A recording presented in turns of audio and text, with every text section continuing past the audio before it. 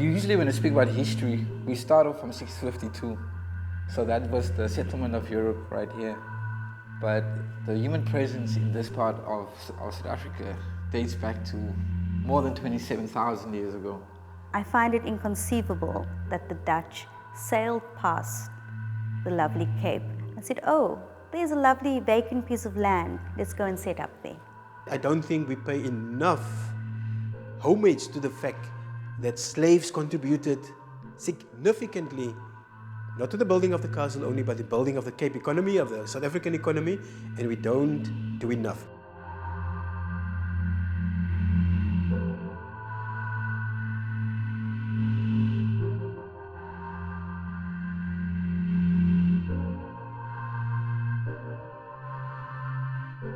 It's very important that we do commend what government has put in, 108 million rand to deal with the physical makeover and to make it a better castle. It's not done for its own sake, just because the Defence Force wants to be nice, but it's done in order to create an environment in which people can not only begin to find themselves, but also to seek to understand each other.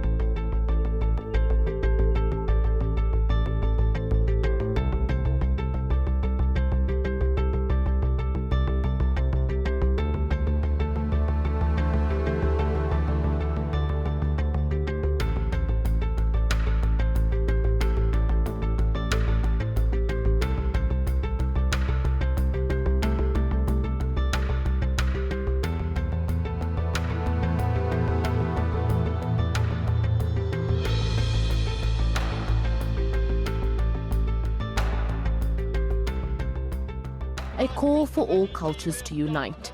Young and old gathered for a feast of entertainment programs, from Zulu, Xhosa and champion Khoi reel dancers to a Cape Malay choir and the minstrels. And everyone is welcome. Government hopes to have it recognized as a World Heritage Site.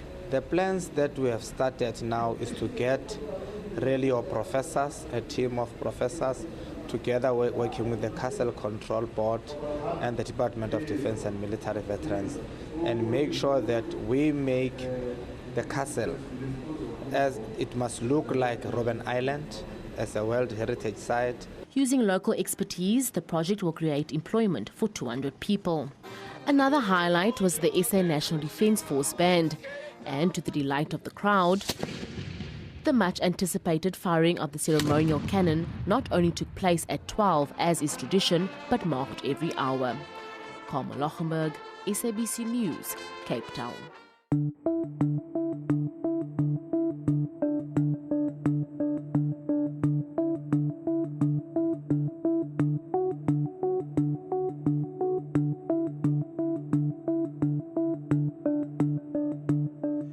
Obviously, the Dutch were not the first people to arrive on the southwestern coast of South Africa. There were the Portuguese before them, the Spaniards before them. But I think why the focus is on the Dutch, when they landed here in 1652, and even before that, they meant business.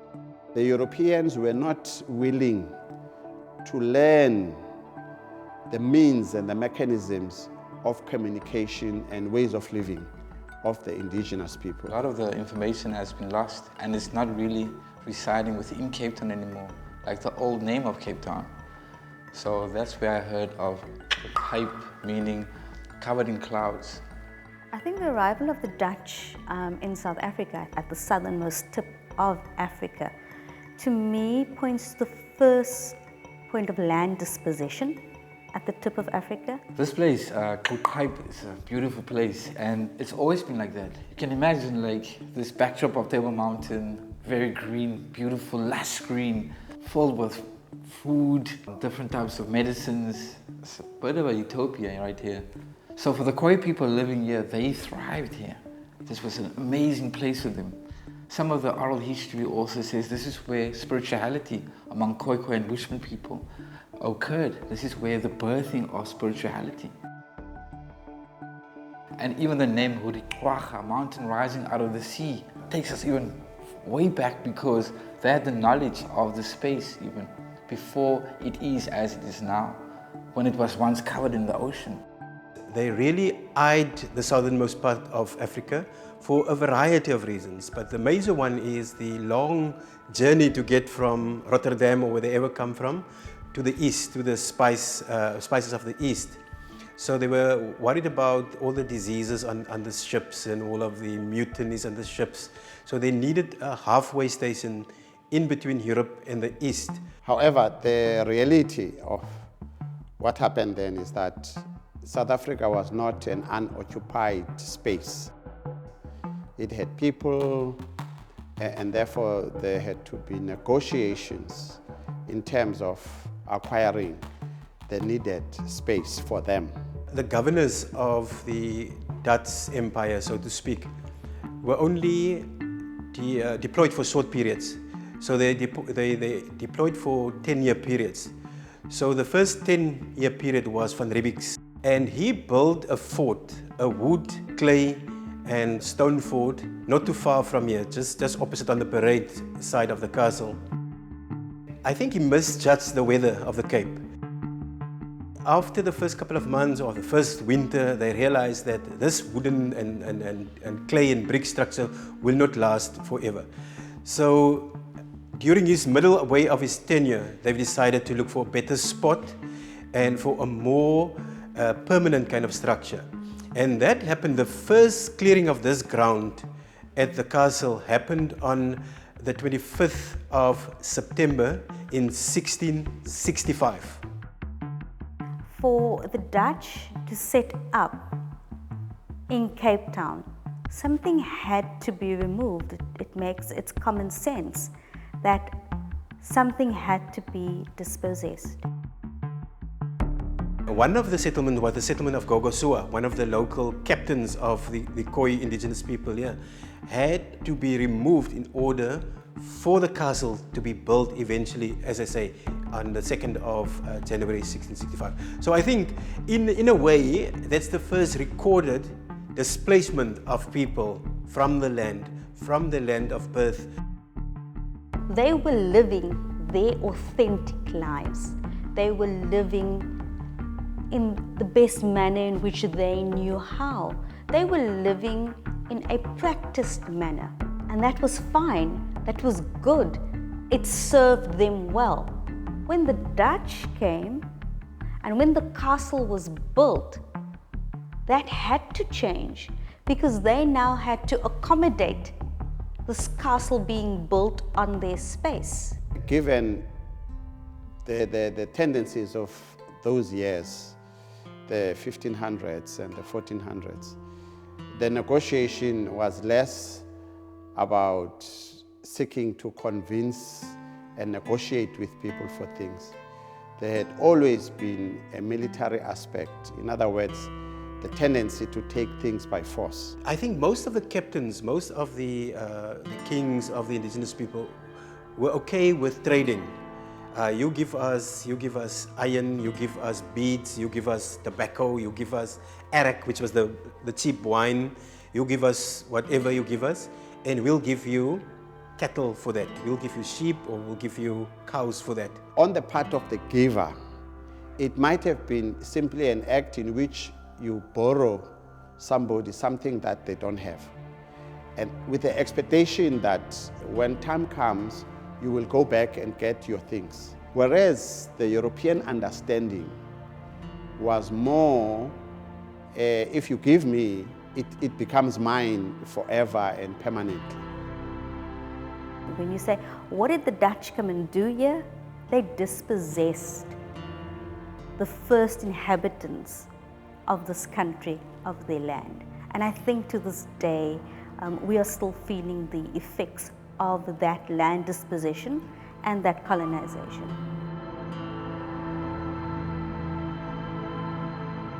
The people were not necessarily willing participants in that. Yes, in the first instance, they welcomed them and entered into some basic relationships. But as the Dutch needs grew, they then began to seek to use coercive means, which invariably led to clashes, between the indigenous communities that were here. When you bring two worldviews into one space, there will be misunderstandings. There were clear indications from the recorded history, which is not the recorded history from a pre-colonial perspective, from an indigenous people perspective. But even in the colonial narrative, there are very clear signs that there were large elements in the indigenous population that was very clear in their minds that this was an invasion. This was an intrusion in their motherland, in their economic and cultural systems. Because that's why there were Khoisan resistant movements. There were wars against the Dutch. And as a result of these persistent clashes between them, a decision, I think, was then made to build a fort, let's call it, which transformed to becoming the castle as we have it today.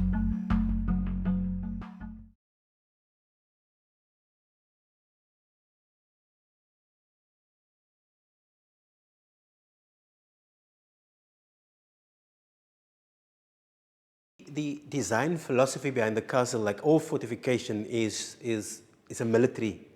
It's a military design. The way that the castle is also designed, it's not like the fort, four points.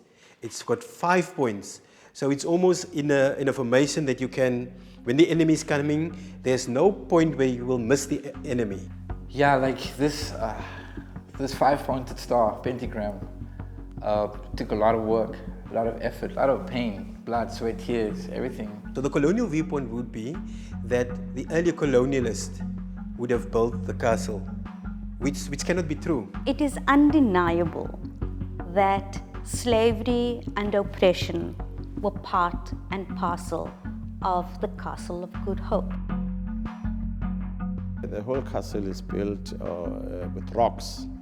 It's not bricks made somewhere, which then means these people had to go and hew the rocks from the surrounding mountains, bring them here and work here.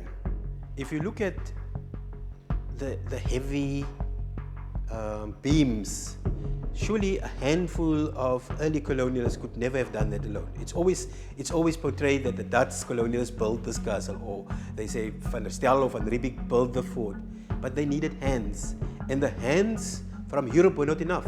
So where do they get the hands? In order to build the castle now, practically, they then needed extra labor, and that necessitated bringing in not Europeans from Holland, but bringing in slaves, firstly from Angola, and then secondly, because the Dutch East India Company had already moved into Indonesia. If you look at the official Dutch approach to indigenous people, was not to enslave them and not to treat them badly, whatever the word badly meant. Because if you look at what really happened on the ground, then treating poorly in their eyes and in the indigenous people was two different things. Let's accept that they didn't want to enslave the indigenous people. It was a policy. But by the time they got here, they were already enslaving people of the East. They already had a couple of centuries of slavery. Those kind of relationships were transported into the castle setup. The castle is not only this wonderful, grand building. The castle hides so many painful stories. The castle hides so many vicious stories. I even heard that you can even find skeletons within the walls, because as they were built, a lot of them died in the process. So they didn't still want to go through a whole process of burying someone. So they basically put skeletons. So these bones in between these walls. This is actually a very this space. I always tell us all South Africans must come here, because this space has touched so many people's lives. How many people came through the doors? How many people was locked up in the cells? How many people were tortured? You know, whether with Asian descent, African descent, European descent, the whole world were tortured right here. They were forced. It was by the whip. The torture chamber was just that. It was a torture chamber. And we find that we have very many Europeans visiting, and it is the one place that affects them very deeply. And it affects them very deeply on two completely different levels. We have some people not wanting to face it at all and saying, I don't feel I've got to come in here. And automatically there's a barrier set up. Again, it's an uncomfortable truth that one has to face.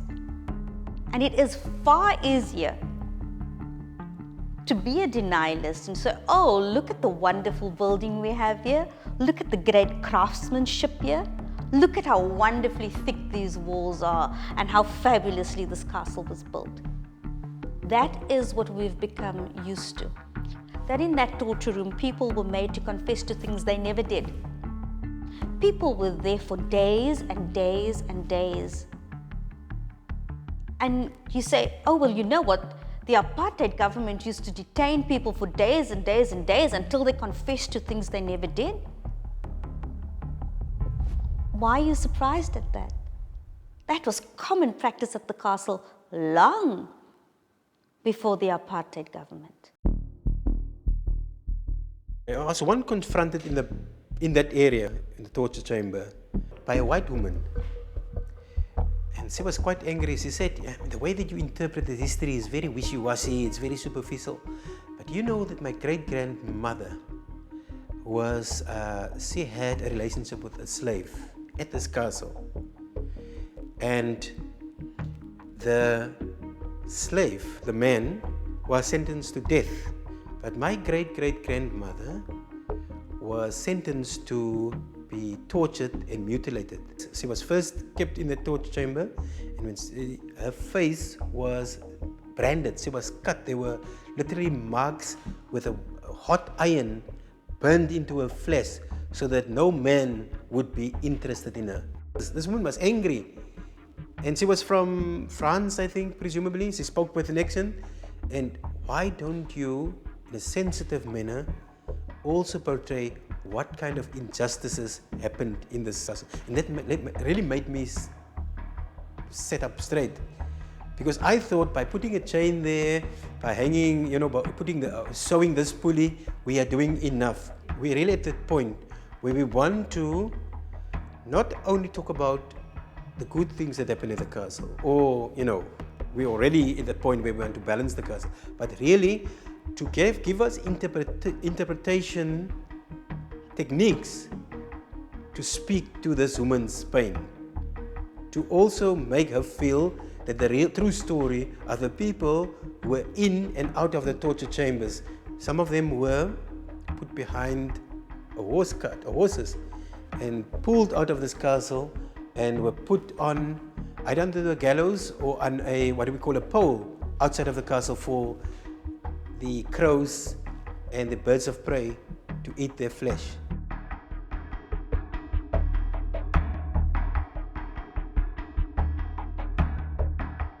So even the descendants today, when they think about the castle, a lot of people just are cut off from the castle. District 6 is not far from here. I've often asked older people, what was the reflections of the space being so close to District 6? They said, we never went there. We walked there, we're like in fear. We just hurried past. And I always wondered, but why? Because these are the people, or the descendants of the people that actually built the space, right? District 6 being vibrant communities, being multi-ethnic, being all people living there. So these are the people that built it. We're trying to say that what happened at the Castle of Good Hope has to be acknowledged, because the foundation for the social ills that we are experiencing today is what happened here. And to find solutions to what we are currently experiencing, we have to acknowledge and explore the root of it.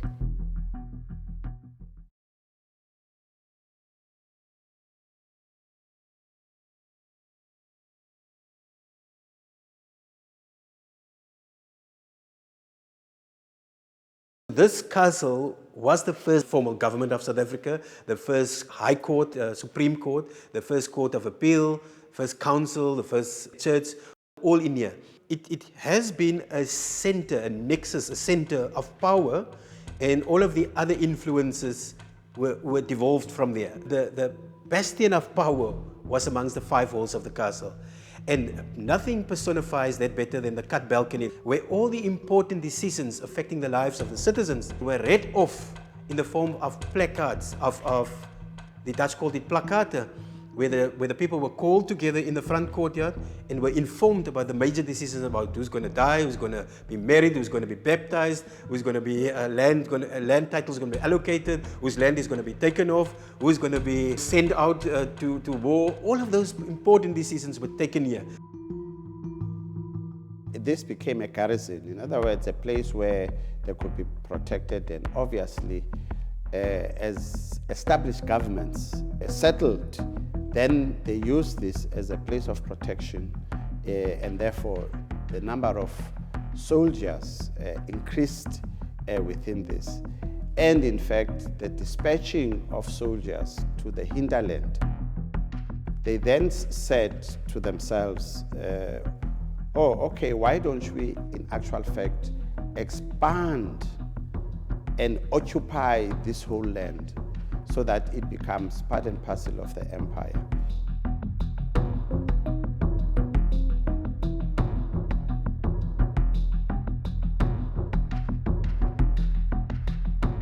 One of the ladies whom we will be honoring on the 19th of August, Kretua, is a very young girl who was lured into the Van Riebeeck household to not only play a kind of a servant, but also to play a translation role.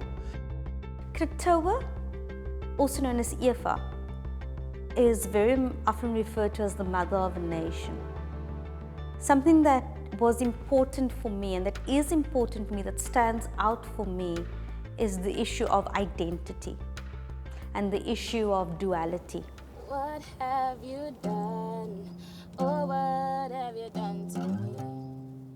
I'm building walls all around. She gets brought in here as a house help of the Van Riebeecks. But of course, there's always been contempt for her culture by the Van Riebeecks and their ilk. So they also then obviously engaged in a process of transformation to say to her, to do to her really than say, to do to her, what we have is better than what you had outside the castle. Then the second thing is she became a translator because she understood the Dutch language because she lived here. Everybody, I was born loving everybody. Everybody, but now when things are moving way too fast, they need to slow down. She had the intelligence to be a part of the Dutch society, and she also came from her indigenous tribe. And that was a space that not very many people could move between at that time. She had the ability to move between the two spaces. But that in itself led to a conflict within her. She didn't know where she fit in. And that put her in a very bad situation with regards to her people, who then, obviously, to use today's language, regarded her as a sellout, because they were never sure if she says everything that they are saying in terms of the consequences of what actually happened.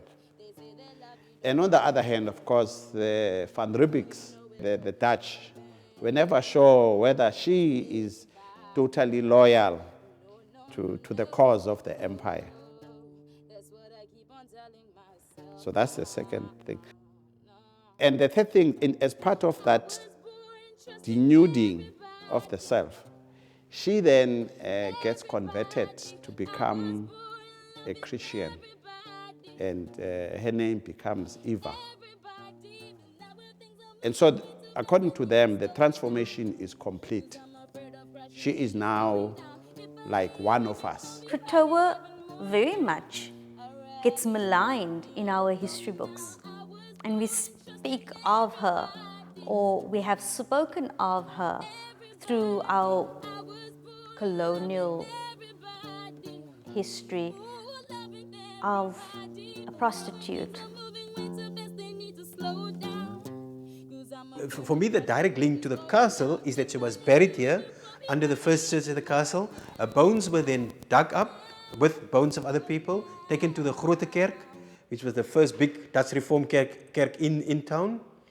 And the significance of bringing her back into the history books, people want to see her died as a broken, heart-sore, drunkard.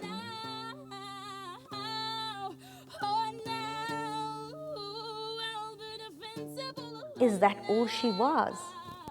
And again, looking at society today, prostitution, alcoholism, drug abuse, what are the underlying problems?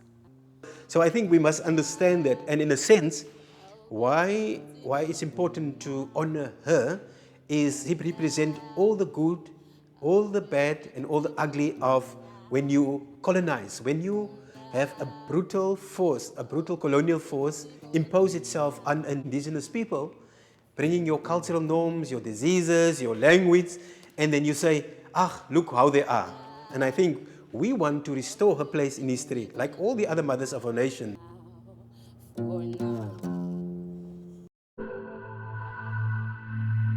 For me, the significance of Krutua mustn't be divorced from the significance of all the other people.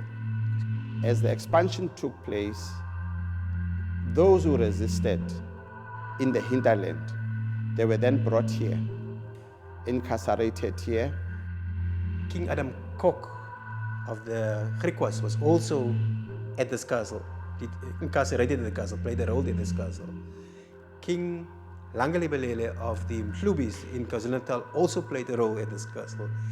King Cetshwayo, relative of King Saka, and now King Goodwill Zwelithini, also played a role here. King Cetshwayo is, of course, one of the key people in those wars of resistance. And you will recall that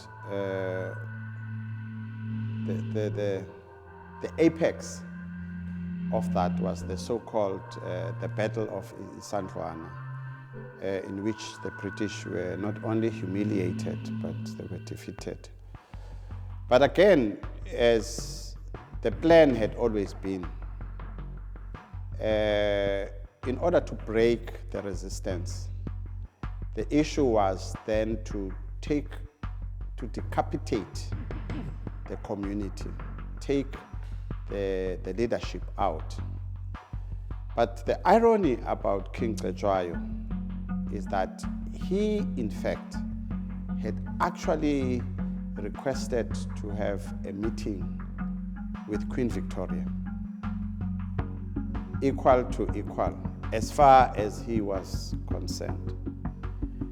And then you got the colonial masters in the Western Cape, sort of, which was the headquarters, as it were, of the colony, deceiving King Cetshwayo that he is in fact going to be taken to the Queen. So he voluntarily comes out of KwaZulu-Natal, boards a ship, and is brought to Cape Town and is kept in the castle. And obviously, he keeps on asking, and when is he going to be taken to the Queen? And they just kept on, I guess, saying all kinds of things in order to prevent him. Whilst at the same time breaking down the resistance that was there in KwaZulu-Natal. There's also Adam Tuss, the first the farmer, who was opposing colonial rule. there's King Sekhukhune or Chief Sekhukhune from Limpopo. So the point that I want to make, the castle belongs to all. If you look at the recent history of the castle, the period 60 years before the release of Mandela, this used to be the army headquarters. So in a sense, even if there wasn't a prison here, the deployment of the apartheid army into Langa, Guguleto, Nyanga, Missile Plate, Trojan Horse incident, all of it were either planned or physically executed from here. That's also part of the history that's not told at the castle at this moment. The castle need to take full responsibility, not the building, the people who sat in these offices, the institutions, whether they were generals, colonels, whatever, who formulated those instructions and who executed those instructions needs to come clean and tell the story. I think 20, 22, 25 years, even 30 years is enough space between the painful things that happen and the people who endured those pain to tell their stories at the castle. There's no excuses to cut out and paste somewhere some of those uncomfortable stories. We can't celebrate people being put in slave, we can't celebrate torturing people, killing people. We can't celebrate. But we can remind ourselves and remember that it's our blood, it's our families, it's our great-great-grandfather, great-mother that went through this.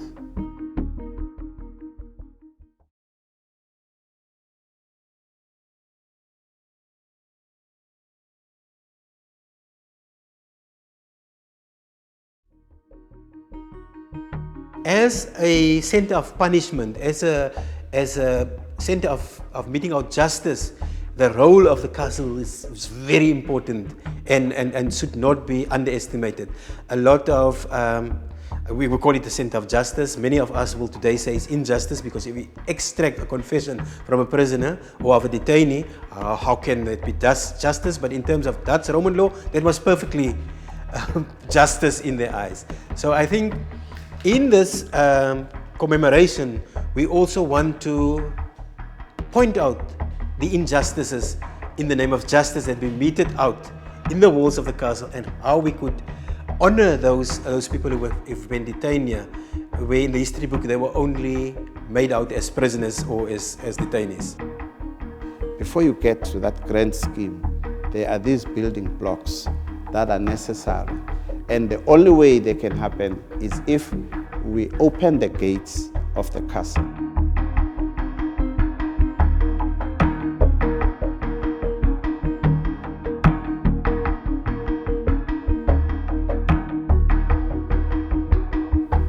And by opening the gates of the castle, it's saying, what is it that we want people to see?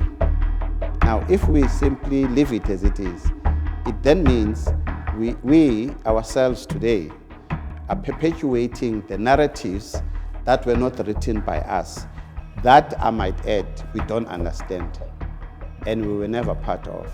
And those narratives were instituted exactly to suppress and undermine and divide us. And I don't think it would be proper in a new South Africa to continue those narratives.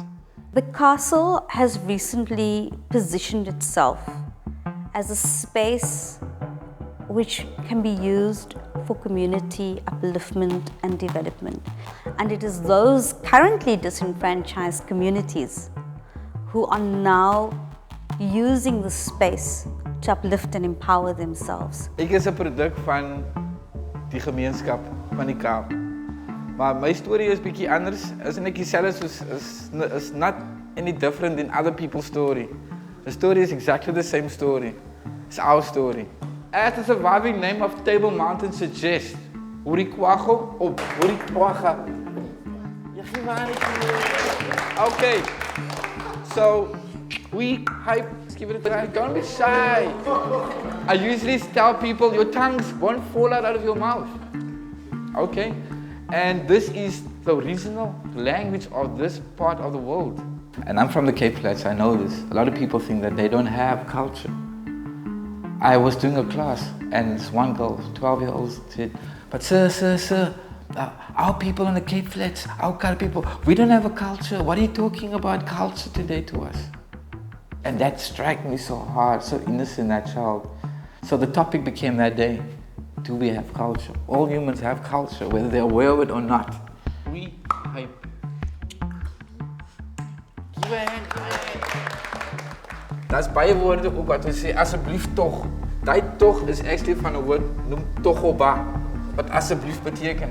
Nou sê ons eintlik asseblief, asseblief. Please, please. We're accentuating that we need it, please. So ons sê ook gee ma daai ding. But in the Khoi language, ma means to give. Die bra ou vir my 'n vibe op. Die woord ou beteken is ook 'n Khoi woord. Sien, is meaning also to give. Ou vir my gou 'n 50 sent. So there's baie woorde wat ons sê ons 'n kiri, 'n karos, bietjie boegu, koekemakranka, goga. Wat net Khoi gesê anders, maar ek wil sê goga is nog 'n Khoi woord wat vir 27,000 jaar in die Kaap al gebruik word. So goga beteken dieselfde ding in die Khoi taal as wat beteken in Afrikaans. To what extent did the castle and its ethos spread into the country in order to entrench them? In other words, how did the European invasion into South Africa manifest itself in a way that it sought to reproduce itself in us? So that idea of things not actually coming on a ship, it wasn't imported. It has been here forever, for a long, long time. So that is the idea of this work that we bring in here, this indigenous knowledge, because this is basically what we're speaking about. This knowledge that is peculiar and specific to this area, whether it's reflected in language, in the medicines that is endemic to this region, being one of the plant kingdoms of the world.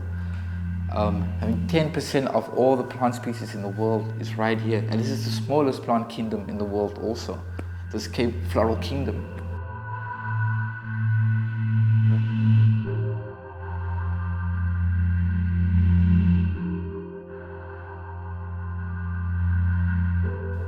We are actually living in paradise, but we don't know this. We're living on a World Heritage Site on the foot of a Table Mountain, and there's also Robben Island. This does happen like this, by the way. That's where the castle comes in, so that the castle is not only then a place of safety for soldiers, but it is also a place of finding each other within its walls, so that we begin to understand what is really true of us as a people, as a nation.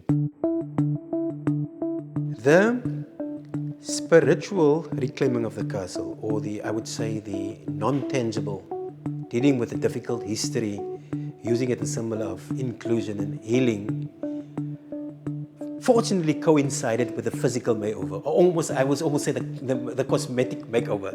If we kept this castle in the dilapidated state, we would have found it very difficult to sell the message of renewal, of inclusivity, of nation building, of education. In a sense, the physical renewal is reinforcing the spiritual renewal of the castle. It's not simply cosmetic, it's deeper. For the first time, people will have access through lifts to the castle, through better ramping, through better signage, through rooms that were standing dormant and closed with old chairs. For the first time, it's in a sense an opening up. Not only physically, but also an opening up of the heart. And therefore to increase also then the access to learning, both military, social and personal, for our school children. Through projects that have been put in place by the Castle of Good Hope, projects like skills development programs, women empowerment programs, entrepreneurship programs, youth development programs.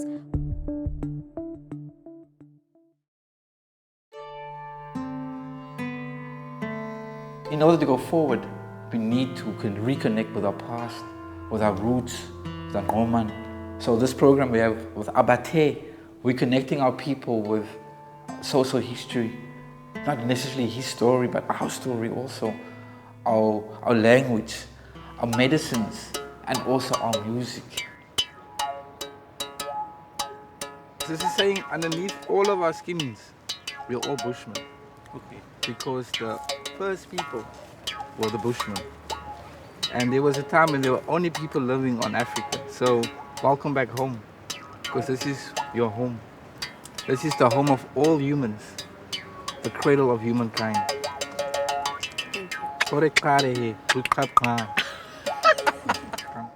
Through these projects, which encourage empowerment, development, transformation, and dialogue, we are not only bringing the people to the castle, but we are taking the castle and its new vision and mission to the people.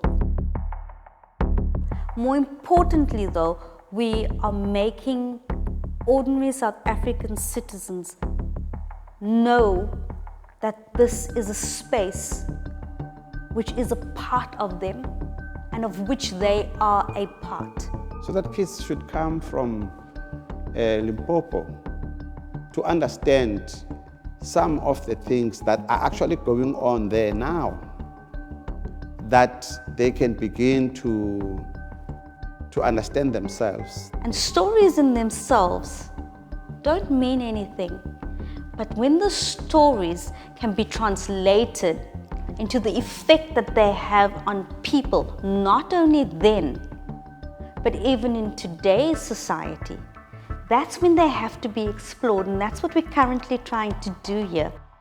To quote President Mandela, when he said, "Never again shall this nation treat other people in ways that makes anybody feel inferior."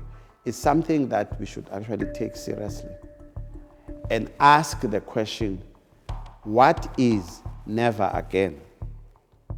What are some of those things that actually happened and were inflicted on other people that we should never again produce for this nation, so that we can begin to have a society of equals, a society of mutual respect, a society of dignity for all people. This memory of pain is there, but we're trying to push this memory as far distant back, so let's forget about the pain.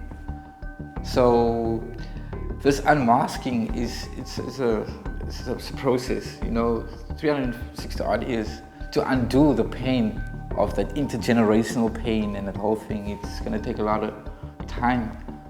And that, to me, is one of the challenges that is presented to us today about the castle. Yeah, this is what we want people to connect with themselves, really, and to reconnect of who they are. History will hold you accountable. And by calling somebody a Bushman or whatnot or whatever is not helpful for the national agenda of reconciliation. This is the words that's on the coat of arms of South Africa. Diverse people unite. But that is very powerful, because if you think about it, the Khoi and the San languages has influenced all other languages in the country. Towards the language got the clicks from them. There's a lot of Nguni languages got many words. Also, the Afrikaans, so many words come from it. Hoga, Aina, Abba, Kiri, Karos, Puhu. There's so many words actually. Even Ha, Hini in Zulu, and causes Inkomo, Buti, Sisi. There's so many examples, residues, linguistic residues. So we all owe a linguistic debt to the Khoi and San language families.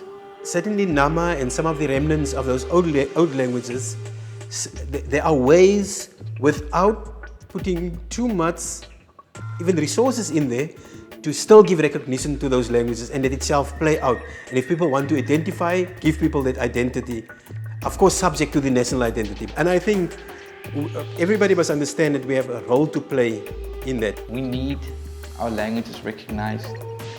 It's very important because identity is connected to language, culture is connected to language. What we're trying to do with this almost rewriting of our history, of the unearthing of the hidden stories, is also to bring those collective strands together, to try to reunite what colonialism and apartheid divided. We try to do that. But it's very fine nuances and it's complex. And I think we need to respect it, and we respect the difficult work that all of us have as cultural activists to bring an understanding amongst those communities. In other words, how did the European invasion into South Africa manifest itself in a way that it sought to reproduce itself in us, so that we don't get preoccupied with the reproduction of who we are, but begin to understand that no, you are this because of A, B, C, D.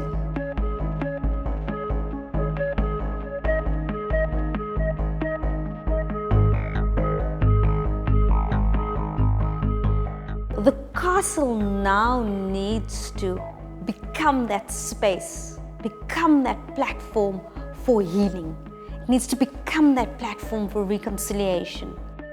As people of the Defence Force, if I can use the metaphor, we also need to go out of the gates of the castle in order to draw and remove the sense of being strange in the minds of people of the castle. That, I think, becomes very important in pursuit of our principle that we need to develop a defense of the people, a defense force of the people that becomes really a friend of the nation. The castle should be a constant platform for empowerment. As the castle was the platform for the master-slave relationship, the castle now needs to be the platform for a victim mentality, but not forgetting the lessons that we can take from this space in becoming those victors. Because it's very hard, it's very difficult for a generation to be victorious in where they are going if they don't know where they're coming from. And the space will always be a reminder of our painful past. But there is nothing that says it cannot be the platform for an absolutely beautiful future. So everyone is responsible for this, not only a few people.